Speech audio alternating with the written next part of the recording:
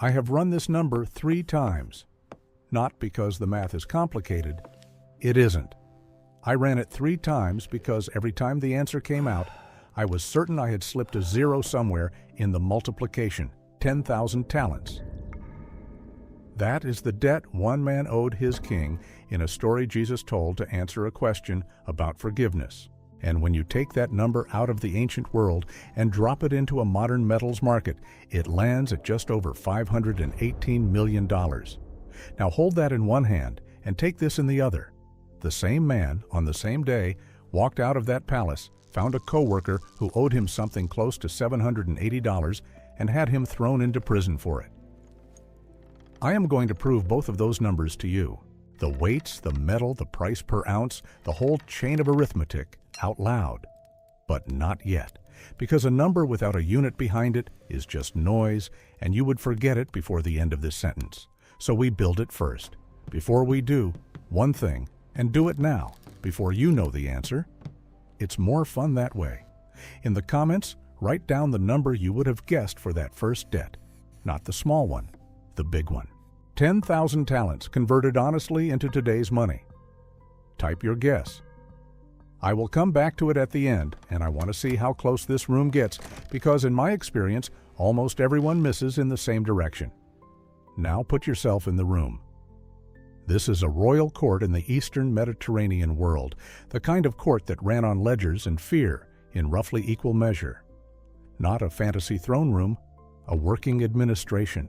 Somewhere in the building there is a hall stacked with tax records and a class of officials whose entire function is to move enormous sums of other people's money from one province to the treasury, taking a cut of it as they go. The floor is stone. The light comes in sideways through high openings. There are scribes seated with wax tablets, and the sound in the background is not music, it is counting, the low, continuous murmur of men verifying weights. When silver moved in that world, it did not move as numbers on a page. It moved as physical metal, weighed on a balance, poured, checked, sealed, and hauled by animals and men. And the king has decided to settle accounts. Understand what that phrase actually means in this setting. It means the ledgers are being opened, one official at a time, and each man is being asked to account for what passed through his hands. Most of them are fine, some are short. And then they bring in this one. He is not a poor man. That matters, and almost everyone misses it. A person cannot fall 10,000 talents into arrears unless he was trusted with an entire region's revenue. He is a senior figure. He has staff, he has a house, a wife, children, and as the text tells you plainly, he has people under him who owe him money. We meet one of them later. So the scene is not a beggar before a king. It is an executive before a board, and the audit has come back catastrophic, and there is no bankruptcy law waiting in the next room. That concept does not exist here. In that world, a debt did not end when you ran out of money. It converted into your body, and then into the bodies of the people who belong to you. Debt slavery was not a metaphor or a punishment reserved for criminals. It was the ordinary mechanism by which an unpaid balance was collected, written into the legal codes of every empire in the region, and everybody standing in that hall had seen it happen to somebody, which is why nobody in the room reacts when the order is given. To them, it is not cruelty. It is procedure. And when the total is read out, the king gives an order that sounds barbaric to you and sounded ordinary to everyone standing in that room. Sell him, sell his wife, sell the children. Liquidate the estate. Recover what you can. Here is the detail that should stop you. Even that order does not come close to covering the debt. Selling a man, his family, and everything he owns in that economy might recover a few talents. A few? Against 10,000. The king is not recovering the money. The king is making an example because the money is gone and everyone in the hall knows it. To feel why, you need the unit. So let's take the unit apart. A talent was not a coin. You could not carry one in a purse, and no one in that world ever handed another person a talent the way you hand someone a bill.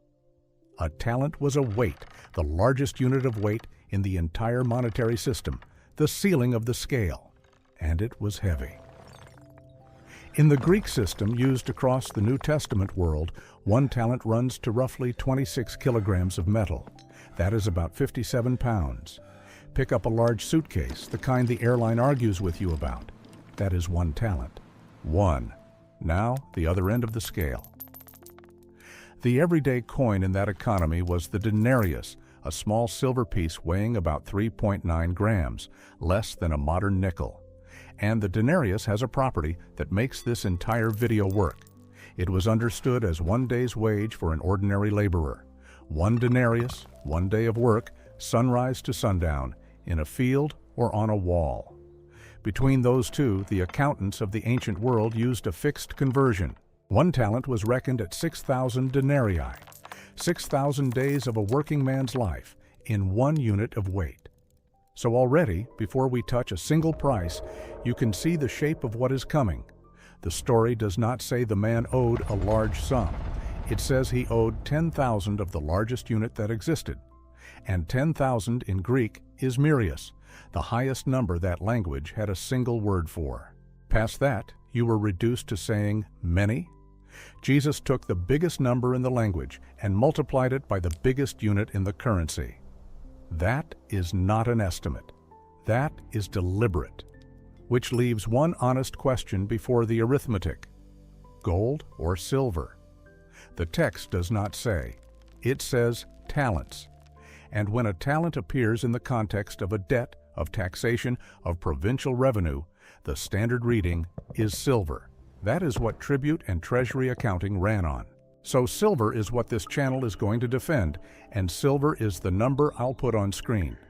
I'll give you the gold reading in a moment as a footnote because it exists and you deserve to know it, but I am not building this video on it.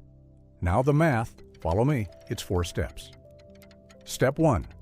10,000 talents at 26 kilograms each. 10,000 times 26 is 260,000 kilograms, 260 metric tons of silver. Step 2. Metal is priced by the troy ounce, and 1 troy ounce is 31.1 grams. So convert. 260 million grams divided by 31.1 gives you roughly 8.36 million troy ounces of silver. Step 3. Multiply by the market.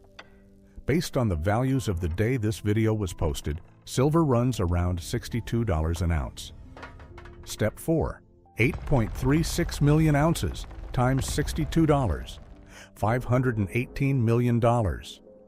Sit with that for a second, because I want you to feel the physical shape of it, and not just the digits.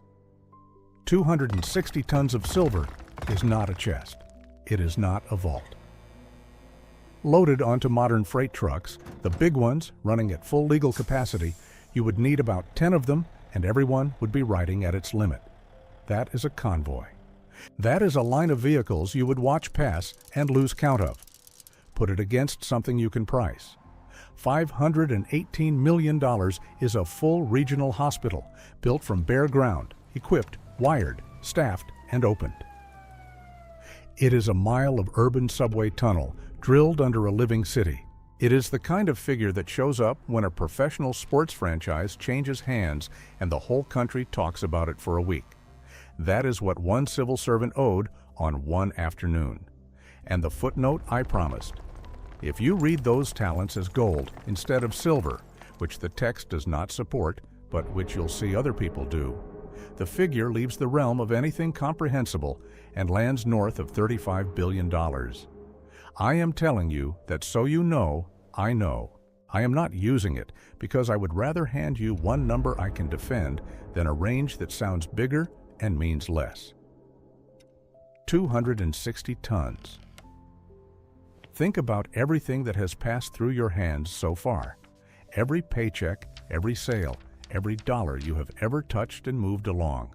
Stack the whole lifetime of it. You would not reach 1 talent, not 1 suitcase. He was short 10,000 of them. Now come back to the stone floor, because the king is about to say something that nobody in that hall was expecting. Quick thing first, if that number caught you off guard, hit the like button. It costs you nothing, and it pushes this to the next person who thinks the parable is about a guy who forgot to pay rent. And subscribe, because this channel does one biblical value at a time with the arithmetic on screen, and the next one is smaller than this and harder to accept. Because now I want to change the measuring stick entirely. The dollars are real, but dollars are the shallow way to understand this. There is a better one, and it is the one the original audience would have used instinctively.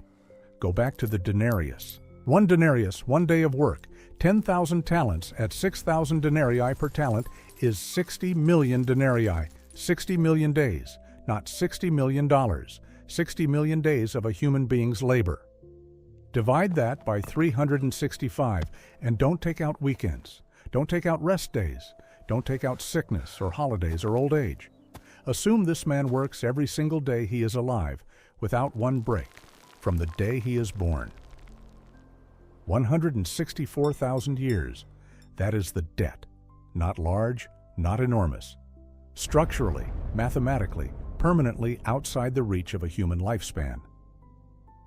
If he had started working at the beginning of recorded human civilization and never stopped, he would still not be halfway there. There is no payment plan on that floor. There is no restructuring. The man's offer, "Be patient with me and I will pay you everything," is not a proposal. It is a person who cannot yet say the word impossible out loud. And notice what that does to the king's order. Sell the man, sell the family, sell the property. In that economy, a person sold into debt slavery might be valued somewhere in the range of a few dozen talents at the absolute outside, and that is being generous. Against 10,000.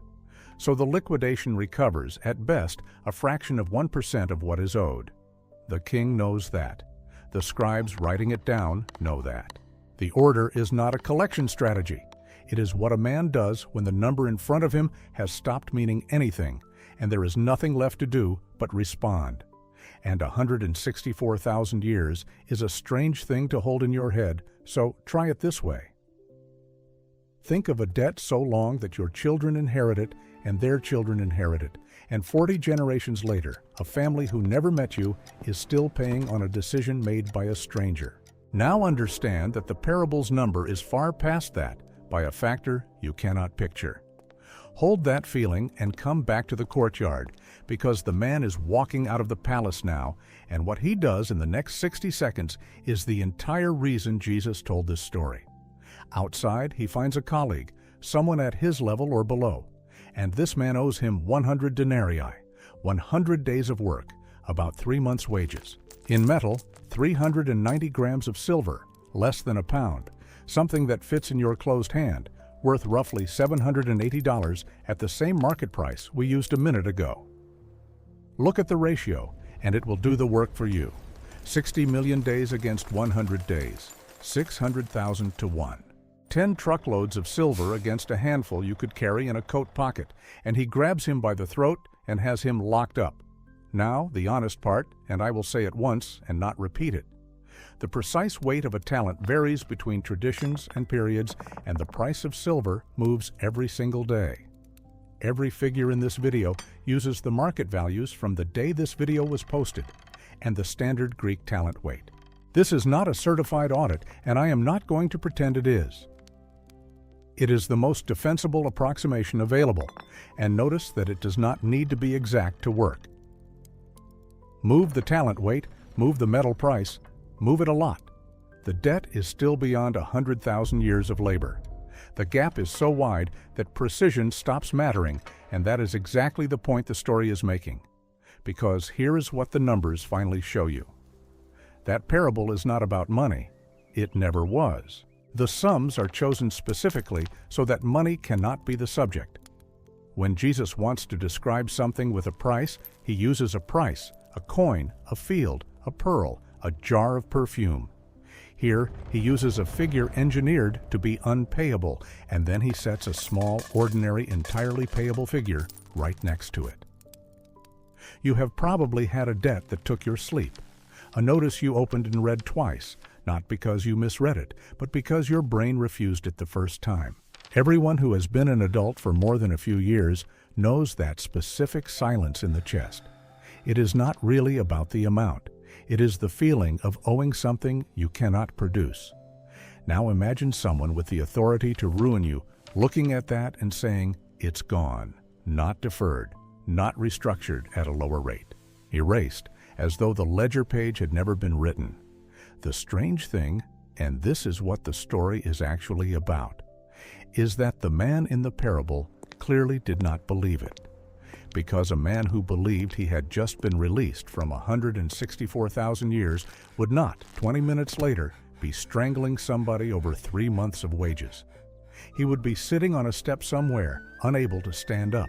What he did next tells you exactly how much of it he took in, which was none of it, and that is the uncomfortable mirror.